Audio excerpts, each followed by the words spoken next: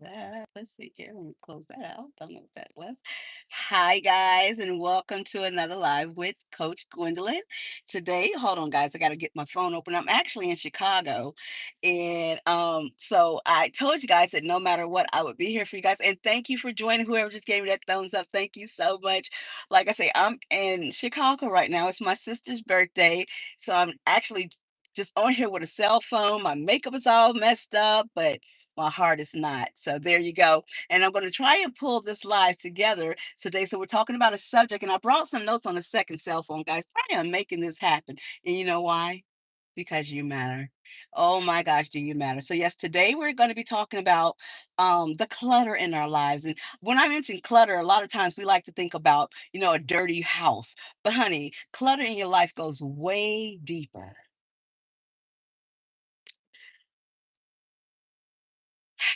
than the clutter in your house. So today we're going to unclutter some things, okay? So I want to ask you this. What is one thing in your house that you've been saying you'll get rid of over a year? What is that one thing that you've been saying, oh, I'm going to get rid of this, and it's in your house? Is it old clothing? Is it furniture that's torn or dirty or just no good anymore? The legs are shaking on the table and the chairs. What is it that you've been saying, oh, I'm going to get rid of this? I'm going to clean this out. Is it underneath your bed? What is it? Now I've asked you that question. Hello, Glenn. How are you? How are you? I'm so glad to see you, Glenn. Happy Sunday. Thank you so much, Glenn. I'm in Chicago, Illinois today. And when I tell you, ooh, Glenn, I've been eating everything. Every time I travel, I just eat, eat, eat, eat, eat. But I love me some food.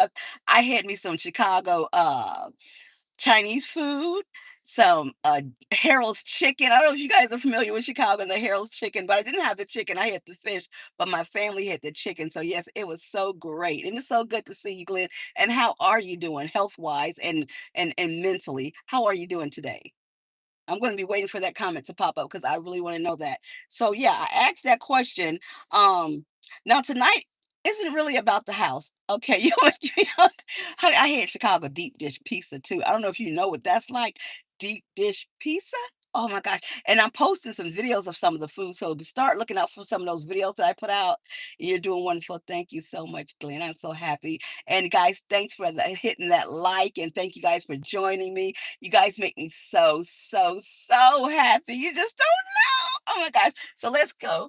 Hold on, someone's not. Don't worry about it. It's fine. I'm on live. So my niece is out there peeking in because I'm going live from the car, guys. That's my baby right there. I love her. Mwah. That's my niece friend Sean. She's in Chicago. It's her mom's birthday, by the way. So yes, my sister Lily, it's her birthday. So yeah, so let's get back to this right here. And they said hello. Oh, hello, Melody. How are you doing? I'm so glad you joined me today. Thank you guys so much. So yes, we're talking about clutter in our lives, not just our houses. And one of the clutters that I want to talk about is the physical clutter, because some of us are carrying physical clutter. And you may not even be aware of it. So let's talk about it. Let's talk about the physical clutter, the closets, the junk drawers. Oh my gosh. Do you have a junk drawer at home? I've seen the junk drawer in my life since I've been a kid. And when I grew up, I started my own junk drawer. And it usually is in our kitchen. My mom's junk drawer was in her kitchen. Even though we were supposed to have kitchen supplies in our kitchen, we had everything in that drawer. We had mail, we had toenail clippers, we had pens, pencils, cards that we played spades, cards that we played Uno with. You name it, it was in that drawer. The super glue, batteries to every remote control in our house. That drawer was full of everything. And when you needed something, the first thing I felt was, oh my gosh, panic. Because now I have to go into that drawer and remove all of this stuff just to find one thing that I wanted. So, no, clutter is not something that feels good to have. Thank you guys for the hearts so much. Thank you guys. I would give hearts back, but I'm holding the phone for notes. But you know, I love to give you hearts back, make the little heart hand symbols, but can't do it right now. So, yeah. And then there was the garage. And I remember when I moved into my house, I had clutter in my garage. It started out so beautiful, so neat. It was just my car and me. Then all of a sudden, things I didn't want in the house started to pile up in my garage, and there was clutter there as well. So, yes, you might be able to relate to that. There was paperwork, mail, documents that I would always have to keep. I had paper up to the wazoo in my house. I never wanted to depart with anything. Everything just seemed so important. And then there were old clothes. And then I'm just telling you, it just creates stress. And I remember my mom telling me one day, she says, Gwen, never ever allow yourself to have clutter underneath your bed. She says, if you have clutter under your bed, then the odds are you have clutter in your life, in your mind, and there's things in your life that you need to clear out of your life, people and things, stress and all of that. So she did teach me that. So one thing I always make sure is that there's no clutter underneath my bed. I don't keep shoes under my bed, and it does make me feel good to lay on top of a bed where there's nothing underneath. I feel at peace. But what makes me feel even more at peace is when I don't have things that I'm gathering and holding on to without purpose, things that no longer align with who I am.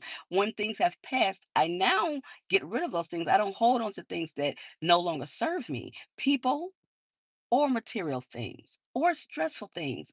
There's the serenity prayer that my father taught me, and I remember it saying, to let go of those things that you cannot do anything about. Pretty much that's the simple message that it served.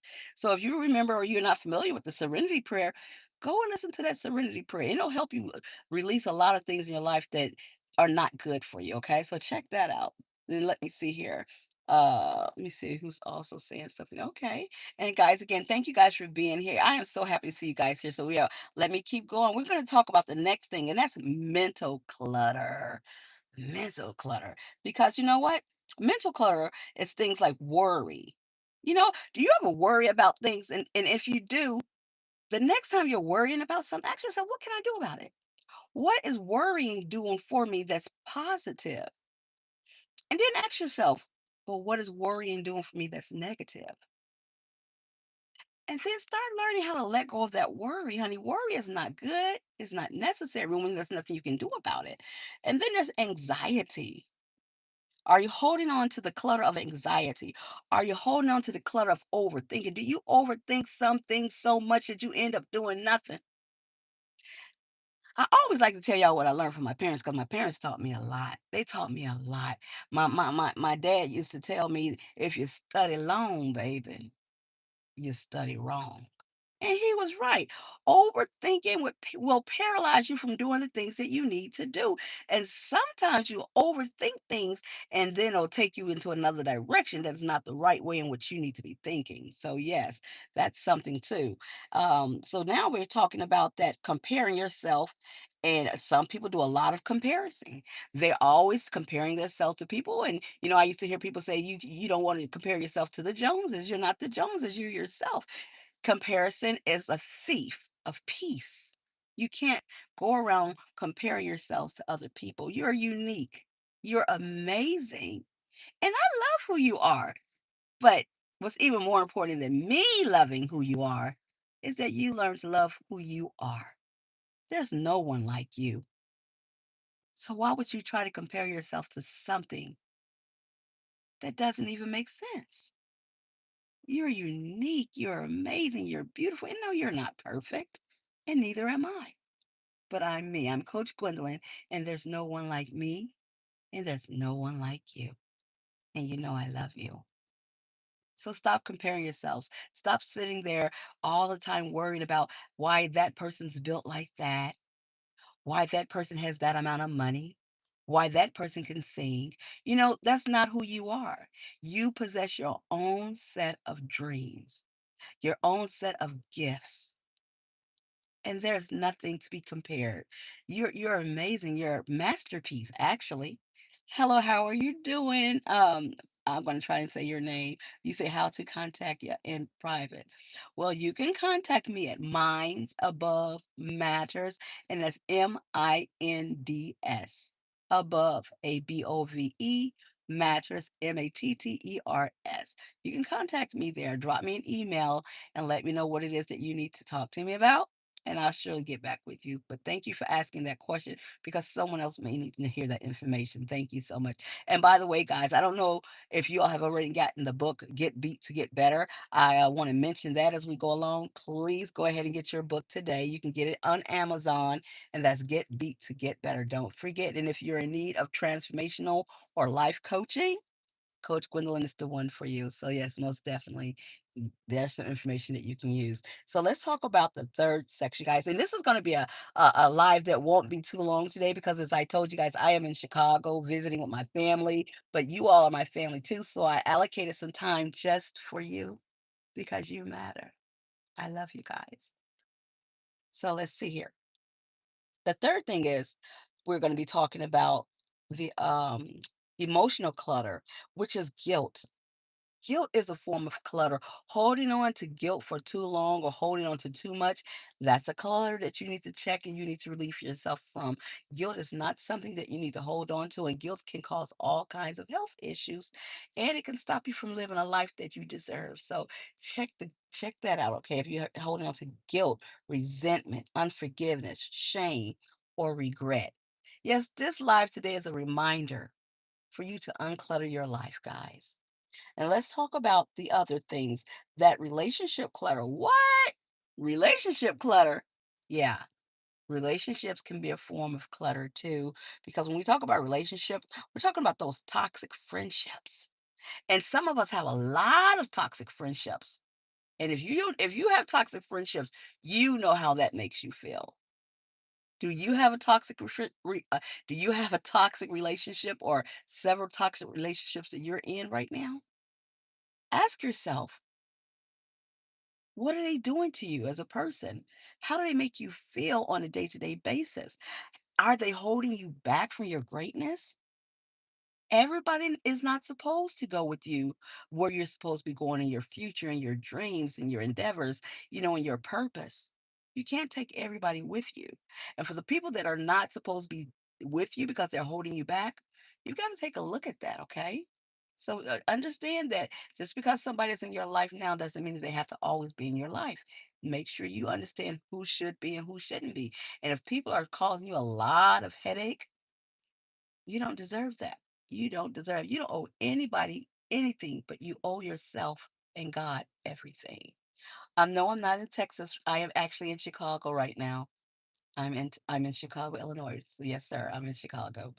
Let's see here. And so yes, we're talking about one-sided relationships. Some of us have one-sided relationships. That's when you're doing everything for that person, and when you have a time or a need, that person is never around for you. And I like to say sometimes that's when people are using you, misusing you, or they're out to get what they can from you, and that's not fair because we all have needs. Everything has to have a balance. If you help someone, they don't owe you anything back, but in your time of need, if they are able to help you, it is important that those people help you. You should never have to sit back and pretend to be the strong one where people won't help you because you won't ask. Now that's a whole nother something, a whole nother subject for a whole nother day. But I will say this: if you have people in your life that are not helping you when you need and they are able to help you, that's a one-sided relationship. And it could be because they can't help you financially. Well, they can, but won't. Mentally, they can, but won't. It's a lot of ways that they can help you, but they won't. And they always have their hands out for you to help them. You need to let that go. That's a clutter in your life that is not necessary. And then so we do have the people who only call when they need something. That's kind of sort of what I just said. So we're not going to go back over that. And relationships that you've outgrown. So yes, you've got to let those friendships that we can't even call them friendships. We'll call them relationships. Let them go. Hello here, Latia. How are you? Thank you for joining us. I'm so glad to see you. And how are you doing today? I was letting everybody know that I'm in Chicago, but I took out the time to come and see you guys because you guys matter so much to me, and so let's keep going. And so I want to introduce you guys because this is a very short live. We're 14 minutes in, and it's not going to be that long today, but it's going to be impactful. What I'm saying today is for someone, and I brought this quick yet powerful message to you guys today. So we're going to keep going. And I'm going to be ending this very soon. Okay. So I do want you to do this. I want to introduce a challenge to you. Yes, I have a challenge for you to do. Thank you for those hearts. Thank you so much, guys. And so the challenge today is I want you every day to take less than 20 minutes. Hold on a minute. Let me read this. Hold on. Hold on. Let me read this and get this straight for you guys. Because, honey, I took these notes, but my penmanship, my writing skills, they're great. But I kind of had to hurry up and get this together for you guys. So I want to make this make sense when I say it. Give me a minute.